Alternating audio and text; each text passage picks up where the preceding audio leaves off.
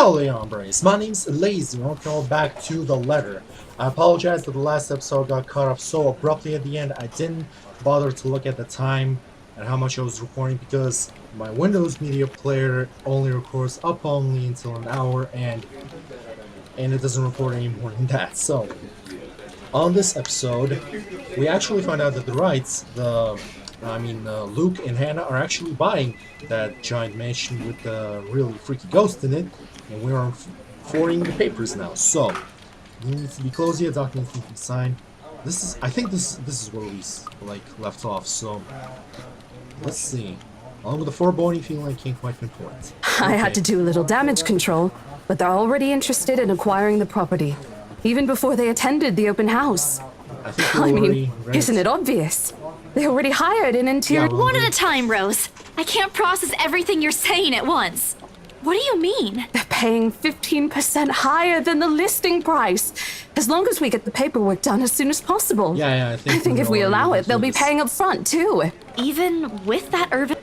Oh, I was so sure we lost... Don't look so surprised. We still have to conduct some last few checks before we completely hand it over to them. All right. Please. I'll even go to the land registry myself and make sure the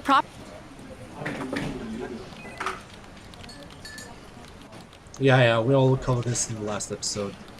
Oh, she left me. In fact, having our boss sign in green is the easiest since it has put him in the better mood to the entire office's relief. Ma'am Hannah calls me over the moment she notices my presence at the lounge door. There are the two guys. One more thing. I've spoiled a little bit of the story for myself because I was looking at the art book for the game, and this guy, he definitely does not fit the bill for a good guy. So, her lips are twisted in a frown. She doesn't seem particularly happy to see me, and I'm not surprised. Who wouldn't be? I almost created a scene. Mr. Wright, however... Why, if it isn't the little Lily? I trust you're feeling well now. It's Isabella, sir, not Lily. I appreciate your concern. I'm feeling better now. Wouldn't say so. I really don't understand why they can't get my name right. It's a fairly common name. It shouldn't be too hard to remember.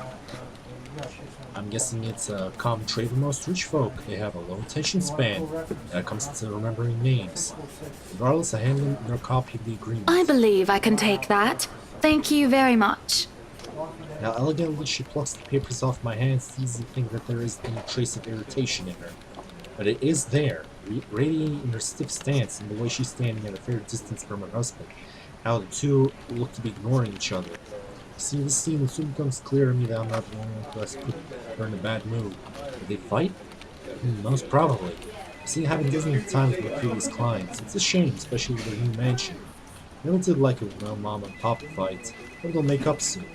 Apparently satisfied with what she has seen, Madam Hannah claps her hands together before sending it to us with a shake. Rose and I release the breath we've been holding, both of us more than happy to return the gesture. That settles it then? Are you really sure about this property, ma'am? We could easily find you a bigger one among our current listings. Something with a modern touch? Something not haunted, perhaps? Rose shoots me a warning glance and says, "Don't make a scene, we're almost there." Of course, why wouldn't I be? The house is absolutely perfect, isn't it, darling? A helipad would still be a nice addition.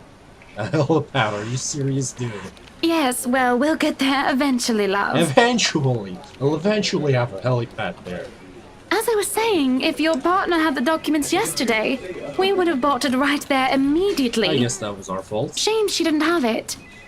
Well, there's still a few necessary documents we need you to sign after, but we'll let you know once we have those finalized. Okay. We'll be handling the process for the rest, so don't worry about it, ma'am.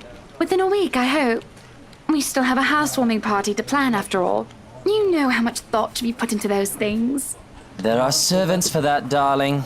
Love, servants or not, you're going to make people listen to your input nonetheless. No more than a week, ma'am.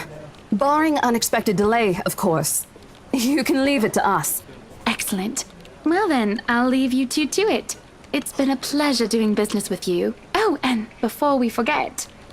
She directly folds something into both her hands and winks, finger raised to her lips demanding her silence. What happened the day before was quite unfortunate, but you did get us what we wanted in the end. Ooh. That, at the very least, is commendable. But this is... Ma'am, I can't accept this. Just Don't you worry, darling. It's a small thing coming from us. I can imagine. Consider this your bonus for a job well done. She smiles to me like this is simply the most normal thing to do in the world. Oh, before I forget, my lovely interior designer would appreciate it if you hand her a copy of the floor plan as soon as possible. She's dying to work on the house. Oh my god, really? You can do that, yes? Here's her contact. Certainly, ma'am. We'll have it processed as soon as possible. I knew I could count on you, lovelies. I hope to see you too soon so we can get this closed. Just like that, transaction over and done. Mine's still reeling even after they left. Other agents would kill to have clients like that. Part of me feels lucky about the fact. No lengthy negotiations, no sudden change of minds, just talk, signatures, a few handshakes here and there, and we're done. The other part? A second ago we sold a haunted property to 2 innocent clients. Sure, the commission's big enough to continue funding Papa's treatment and hospitalization, big enough to pay for all 4 of my younger siblings' schooling. Heck, it'll keep me away from this even to die for months. I'd have to go back to the mansion as well. Once the deal has been closed, much to my sanity's relief. Knowing that something's in there, and give it to the good couple despite that? Oh, Isabella, the things you do to sell a house and get money, Papa won't be happy with that. At least I have good news to tell next time I call home. The lie I told Mom this morning isn't a lie anymore. Well, there's something. Ah, yes. So how does it feel? How does what feel? Your first big multi-million-pound sale, silly. I know you've been with us for years, but this has got to be memorable for you. Memorable is an understatement, Rose. Come on, show some enthusiasm. They gave us a bonus, too, aside from the commission and the other bonus boss promised. What are you gonna do with it? I don't know. Send it home, probably? All of it? Not everything, of course. Most of it. I'll leave some for my living expenses. Listen here, Isabella. I'll teach you something I should have told you before we ended your training. And that? She slings an arm over my shoulders and leans in closer to my ear, so she's about to share a big secret. It's okay to celebrate from time to time. I don't get it. It's simple. Go out, do something for yourself. Throw a party and treat your friends to free food. Didn't you say the last one's some sort of tradition back at home for you? Hello, this is practically a done deal. Isn't throwing a party a bit excessive? Your call. I won't say no to an invitation, by the way, in case you really are planning to throw one. A few drinks would be nice too, thank you very much. I don't think my apartment's big enough for that. You could always move? Bloody hell, you're working in real estate. I think I'll pass. That's too much of an unnecessary expense for me. But I did promise Becca free lunch in case the sale goes well. You go do that. Hold on a sec. She quickly removes herself from me to answer the phone on her desk. Tone shifts from plain to professional in the span of a few seconds. Today? Not a problem, ma'am. I could bring you a copy of the contract if... Must be another client. Nothing surprising there. She's one of BRC's top agents no matter how modest she appears. Says the woman through and through. I, on the other hand, have very little knack for it. Of course, I learned eventually I had to. Okay, but someone else will without a doubt do a better job. Also in drunken stupor, and Rose told me the story of what could have been. Years ago, wide-eyed, young, and brimming with yet-to-be-fulfilled dreams and ambitions, she was a term or two away from a nursing degree. I have courtesy and never pressed on the matter further.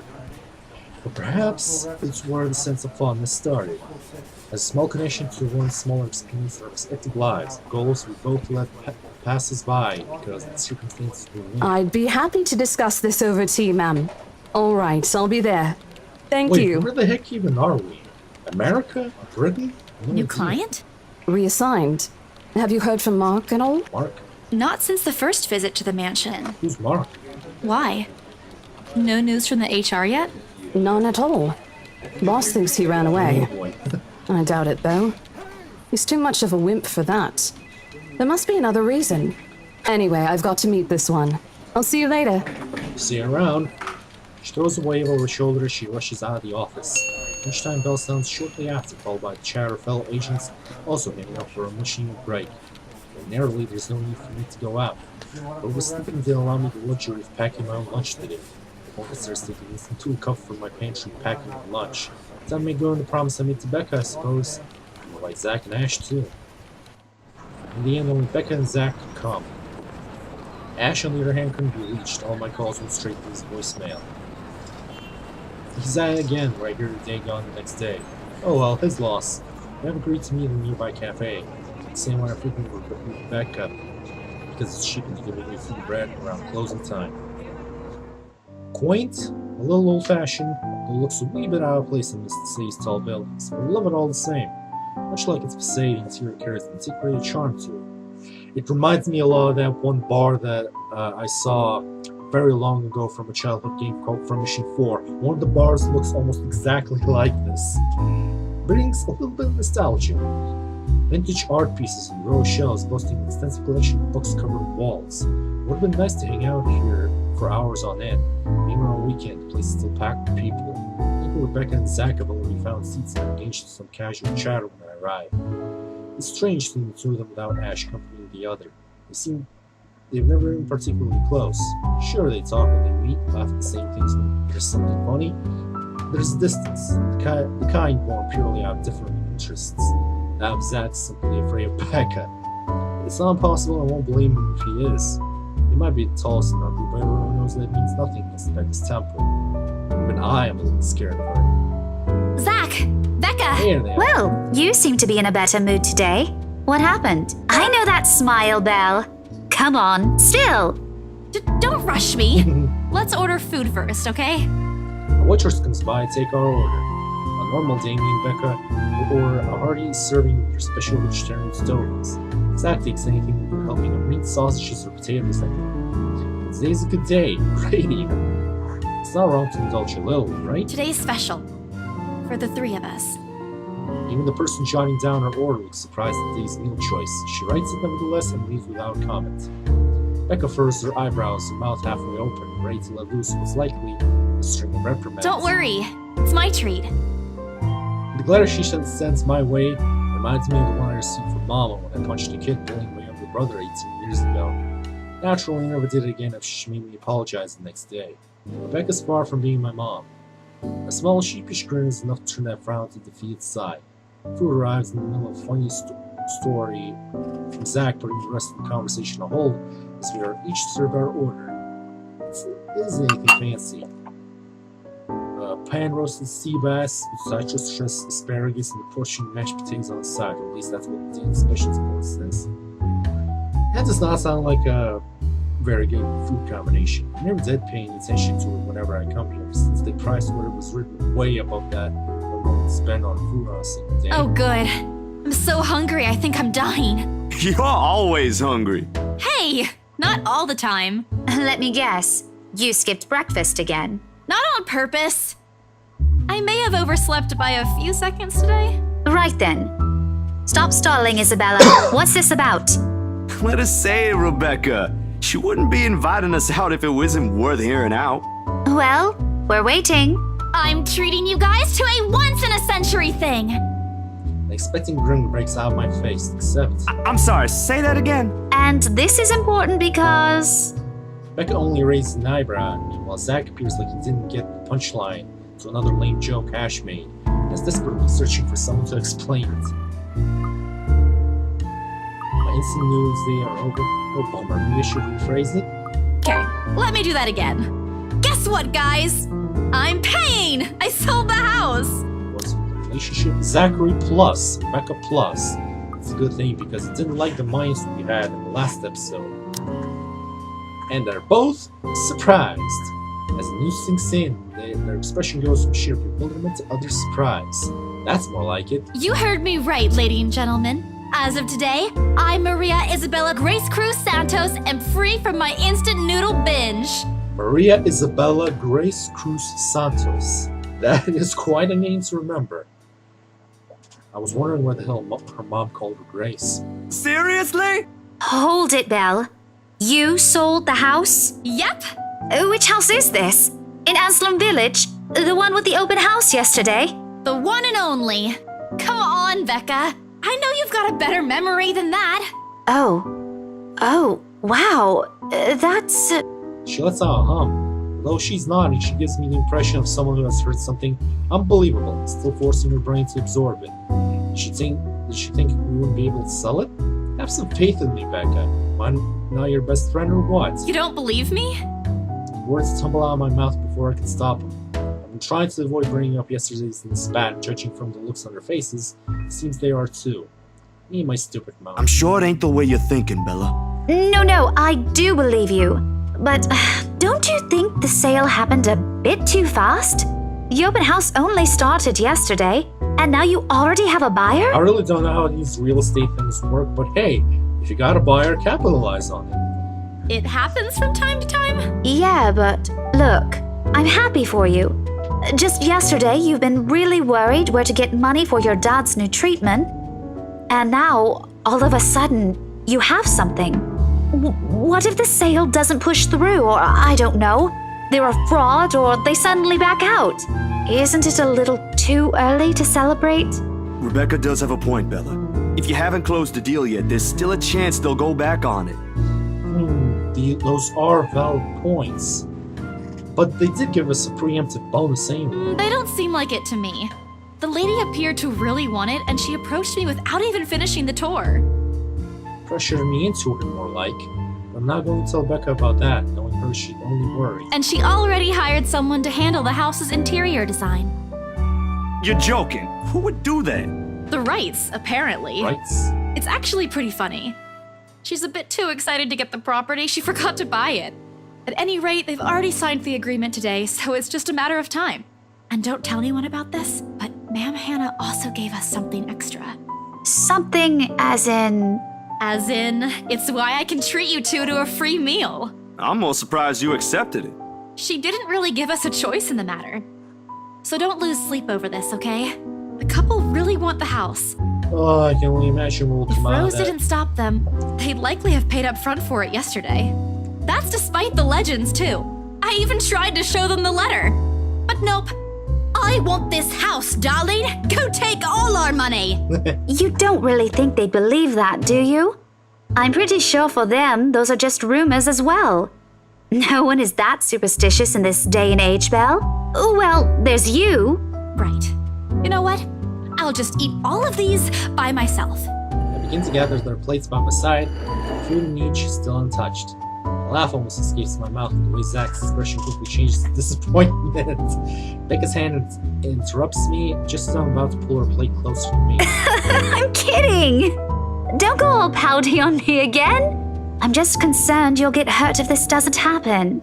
I know how badly you want to close this deal for your papa. I'm sure he's gonna be fine now, though, with the money. They don't know yet. I think I'll call them tomorrow. Let them know things will be easier. Mama said this morning he's showing progress with the new treatment, too. It's just a matter of time. I allowed myself to smile, genuinely uninhibited. It's strange talking about this with other people, even though those who have known you long enough. But today things simply feel a whole lot lighter with them here. Lunch passes in enjoyable fashion. A laugh here, a playful jab there, but most of it is spent on catching up and telling stories about whatever's keeping us busy these days. Something we couldn't afford to do the day before, taking into account what happened. Even Rebecca's surprisingly chatty. Is there something the sea bass we ate? Zach, though, appears less energetic. While he's far from being the life of the party, he's definitely not the type to keep quiet in a conversation with his friends. Apart from a few inputs, he's been silent the entire time. Becca notices. Are you sure you're not feeling under the weather, Zachary? Huh? No, I'm okay. He's concerned about No worries, Rebecca. Doesn't sound okay to me. It's okay. I might be feeling a little bummed out today, but I'm sure this will pass. I'm guessing there's a reason why you're bummed out? Is it about the reviews this morning? Oh, yeah, that film we saw. The pained expression crosses Zach's face looks immediately. Becca retreats in her inquiry as though the man's look is not for an answer for her. I look between the two of them. Did I miss something? What happened this morning? Did I stumble on a big secret? This is why I don't like waking up late. You heard about those, huh? Sorry, I just happened to check on some sites this morning. Nah, it's a very sensitive topic in the first place. I should have expected it. What reviews? Becca glances at Zach, her emotions unsure, eyes asking for his consent on the matter. But there's a small desire to keep asking him my part and don't dare voice it out. With Zach, it has always been better to wait than to speak on his own. Becca too to some extent, but with her, explosions of temper are more common. In the end, he simply answers the ship of this show. He's just cheering her to go on with what's on his head. It's his movie. That doesn't explain anything. Stop dangling the information, Becca. Zachary, I'm not the one supposed to be telling her about this. It's still your documentary. Is it something bad? Not bad per se. You guys don't need to dwell on it much. A negative review popped up. Bad? Listen here. I wouldn't trivialize what those bowheads wrote if I were you. They're ruining other people's jobs. Of course, a scathing review. Oh boy, I can only imagine what can be written there, especially with someone like Zach directing the movie on that sort of matter. Now her tone rises in anger. It seems like he's the one sly, not Zach. The snicker escapes me, which probably stamp down as soon as she sends me a hard look. This isn't a laughing matter, Isabella. Some bowbag just insulted him. Oh boy, oh boy. Calm down, Rebecca. Those are just reviews, and it happens a lot. I do not ken about you two, but calling the entire film an out-and-out drivel, you're better off watching an educational kids' TV show, and worst 1.5 hour of my life, among other things, isn't exactly a critique in it. If you could call that a critique! Did we even watch the same film? Oh boy, she's really fired up about it. Well, maybe I ain't cut out for it. Better stick with my photography or something. If nothing else, this helped me open my eyes to what I can and can't do. You're giving up. It wasn't a question. It was just something experimental I did on my free time anyway. It's no big deal. But you worked on it for months. Doesn't look like it matters for those people. Don't say that! Jeez. My palm strikes the table, sending the tableware on top clinking against each other. I didn't even notice when I rose from my seat. And here I am, chest heaving, looking down at him. The same matter a teacher would, unruly student. Becca's probably proud. I didn't mean to yell, but there are some things people like Zach aren't supposed to say. How exasperating. He of all people should know. It's just a review. Except they're pretty well-known critics. Why does that matter? They aren't the ones calling the shots on this. Isn't that why they have a committee? Right, Becca? The amused gleam is in her eyes when I turn to her. What does she find so entertaining here? Help me here. Your friend's about to quit his passion for a petty reason. I haven't read what those people wrote about his work, but a few scathing words shouldn't be enough to discourage someone. I should know, after all, I'm... Failing means you're playing, Zach. Not that I'm saying it's bad. I've seen it from start to finish, and I know for myself what you created isn't something people should scoff at. Indeed. I don't know anything about filming or photography. Hell, I don't have an inkling of artistry in me except for those doodles I make for class. Well, I haven't made a doodle in years, so... But I know what I watched. Look at Isabella. It's not every day you see her all riled up like this. Whatever I'm about to say gets lost in my tongue as a flush of embarrassment blooms across my face. It was a heat of the moment thing. And anyway, I'll be very angry with you if you quit. What about the exhibit? What exhibit? Classified information. Even if I bring you your favorite tonight? Nope, not a chance. Oh, come on! I thought we aren't supposed to have secrets. Thanks, you two. I swear, I love the chemistry. The voice actors did an awesome job. I might need some time alone to myself for a while. Just to think about things, how I'll go from here, that sort of stuff. Hey, I'm not quitting, Bella. Don't give me that face. There's no face at all, only a poor imitation of puppy dog eyes, if you could call it this one. Promise? I'll be damned if I break any promise I make to you guys. Besides, you're right. It's too early to say anything right now. Once night ain't for another week. And that's all the answer I need from him. As sentimental as it sounds, there's fulfillment in knowing another person you know won't take the same path you've walked. It's not like it's over for me, though. I still have time. I could still come back. Do my own thing, do what I really want to do. Surely, once Papa recovers, once I'm done with everything, inside my bag, my phone buzzes unexpectedly, breaking a pleasant afternoon call. The screen shows Rose. Hey, Isabel. You at the office? Ha ha. Very funny, Rose. I'm hanging up. Don't, I'm kidding. BRC says the floor plan copies are ready for Miss McCullough to pick up. Okay. She states that as if it already explains everything. Then out of the blue, she launches a long rant about the awful state of what explores the streets. All of which she says in a single breath that I can barely keep up and make out a single word. I stay quiet only to avoid becoming the next object of her frustration. She's similar to Becca in that regard. I'm stuck in horrendous traffic right now. Bloody stupid drivers. When she has finally run out of things to complain about and stops, she says next to us none of what I'm hoping to hear from her. Just a quick mumbled plea for me to meet the rights interior designers instead, and Anyway, I'll leave it to you. Bye. Thanks. classic Rose, she ends the call without even asking for my input. Okay, what do we got? The day after the open house for the rights, we were seen securing the mansion's purchase at Briar's Realty Luxborn office. Parties involved in the transaction were surprised at how fast it went, but agreed was to be expected when dealing with influential people like the rights. Happy over the sale, Isabella Santos treated her friends to lunch. Who are the rights anyway? It was never stated. Her businessman or something? The sky is cloudless and in the noontime the sun is beaming down the hard concrete of the cafe. It's far from unbearable, but it's enough to put most people in a fickle mood and make them vulnerable to cashing something. Don't worry, I've staff members going AWOL lately, not to mention my boss in imperial moods. Can't believe I'm saying this, but I want our usually cloudy weather back. For all the gripes about the unpredictable weather, though, the streets of Luxborn remain constantly busy. Crate tapping of shoes against the pavement and the inane chatter coming from the lunchtime crowd fill the humid afternoon air. A small reminder of the things we still have to do, regardless of how much I want to return to the comfort of my bed. Back to Briar Realty for me, Zach, to a meeting with a magazine publisher featuring virtual houses, records for lesson plans, and books at home. But more than once, I catch her sneaking one glance over something displayed on a shop window. Does she want to buy something? Maybe we can get for this Christmas. Turn my head to the last shops checked out. A fleeting glimpse. Old stills. Oh boy, I did not expect her appearance this early. She looks at me, eyes hollow, gaze piercing, and boring into my very soul, like a set of chains to keep my whole body still.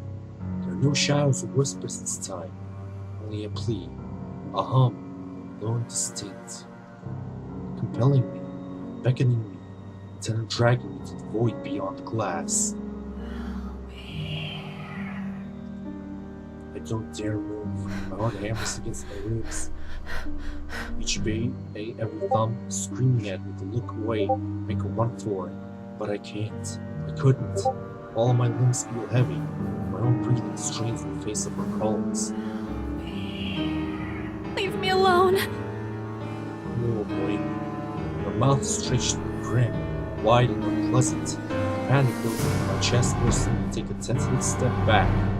Trying to stare at its decaying flesh, blood streaming from the gaping wounds on her arm and the nailless fingers. I don't want this. Not like this. After what I got, what I want for Papa. Oh no, stop. Leave me alone. She's definitely terrified. Her face contorts as she lets out a wail, sharp and utterly unforgiving. Rage. There's only hatred and bitterness, as if the very notion of turning away from her is an offense in itself. Please! I don't want this! Before I know it, I'm stumbling backwards. My own throat hoarse from the screams, didn't even know it's already coming out of my mouth. The back of my feet catches on a loose stone, seemingly sprawling on the ground. The salting pink jolts me out, the haze blowing my mind. For a little while, my surroundings appear unfamiliar, so Rebecca's face swings into my vision. A look of concern is on her face. Her hands are gripping my arms tight. And Zach appears beside himself, worriedly stands behind me. Acting as a shield against a small crowd of onlookers slowly forming around us. What happened? Bella, you okay? My mouth opens and closes, but nothing comes out. The words refuse to form. On impulse, I sneak a swift glance at the display mirror. She's gone, but the foreboding feeling hasn't left me. My hands are shaking as I push myself off the ground, my weakened legs relying solely on reflex and muscle memory. Something icy has been toned in the pit of my stomach. I want to blow up anything to get the wretched sensation out. You were screaming! Zach, call someone! No, don't. I'm good. I'm good. I need to get to the office. Rose, the floor plans. Someone. Ah, shit. I'll see you later. Sorry, kinda. Careful! Don't stand up yet. Stay put, Isabella. Zach, you watch over her for me. I'll call for someone. I attempt to smile to put her at ease, and life comes off as a grimace. After a pleasant lunch with Zachary, Steven, and Rebecca Gales, Isabella Santos received an urgent phone call from Rose Cooper, asking her to meet with the rights interior designer. Left with no choice, she hurried back to BRC. On her way, along the shop she passed by, familiar smile greeted her. Oh boy. Gently, I pushed her hands off my shoulders. My knees are still trembling, but I can't stand. Leave. Leave me. Stay away. Away. The community is stifling. Everyone's stares are unnerving. Beck and Zach's concerns are suffocating. I don't want to be here. No more. I break into a run. Wish I hadn't left my bed this morning. We were the only additional drips of water in the sink, and the worrying of the family is keeping company. It's easy to fall into a cycle of negative thinking. But even when decluttered, keeping company, the room still feels a whole lot bigger than usual. I hug my knees closer as a group passes by outside. Loud. So loud. If only there was a way to tune everything out to keep my head from replaying every image, every sound of her. Her screams, her awkward gait as she reaches for me, her bone-chilling smile, her pleas for her. Enough. That's enough. A shiver passes over me. It's not from the hair still hanging damp against my back, nor the draft in the room from the windows that I've left wide open. My gaze shifts over to the letter sitting on the coffee table. The edges fluttering innocuously as the wind touches it. Funny how an ordinary looking piece of paper can bring this much trouble. The impulse to throw it away and rip its pieces is still there. I can easily do it, but after that, what? Will she leave me?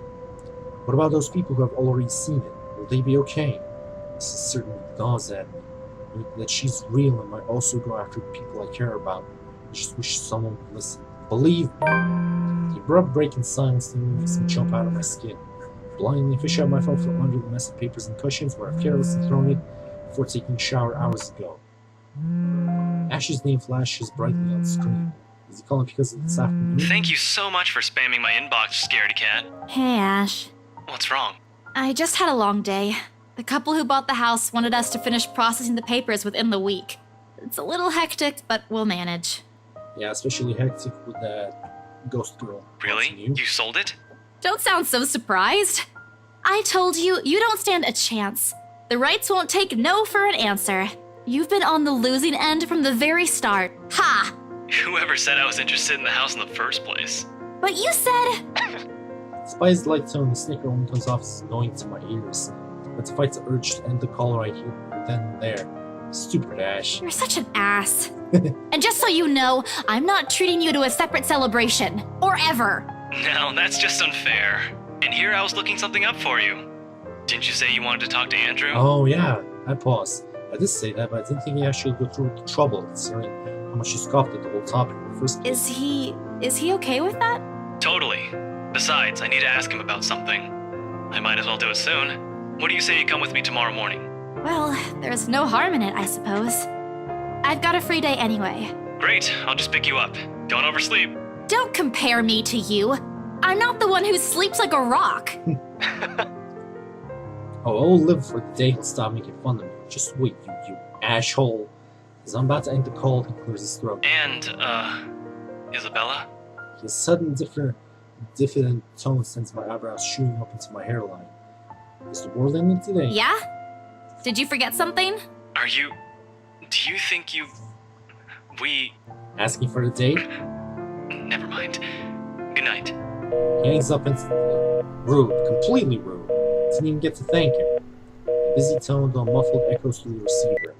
No one's saying this will work, even I'm doubting it will. Right now I'll take anything. Anything to get out of this nightmare. Sleep comes easier tonight. What else do we got?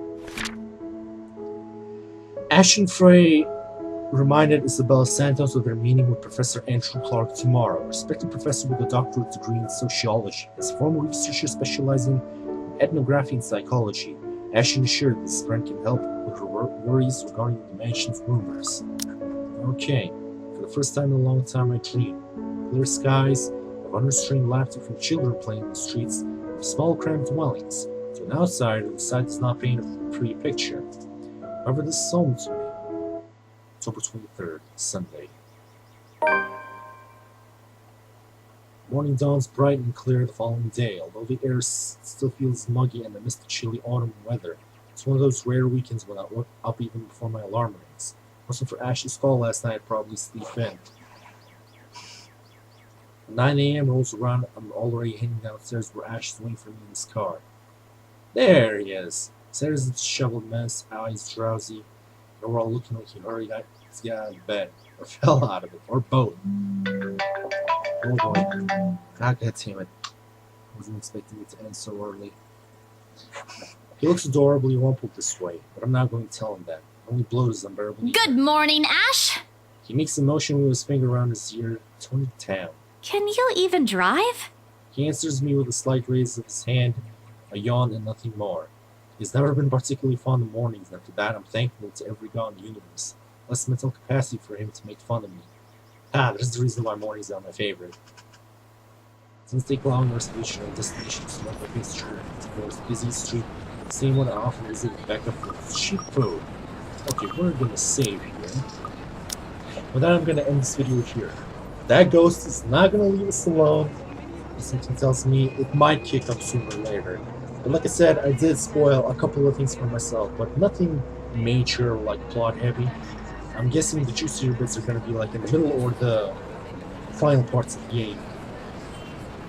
Oh, I am also being like very careful with the choices because I do remember reading that some of the choices, even the minor ones, do affect consequences later down the line. So I don't know if I made the right choices or the wrong choices, and who's gonna die and who's gonna survive. Oh, it was only through progressing through them to find out. So, without further ado, that's it for this video. Thank you all for watching. Hopefully, I'll see you all next time. Bye bye.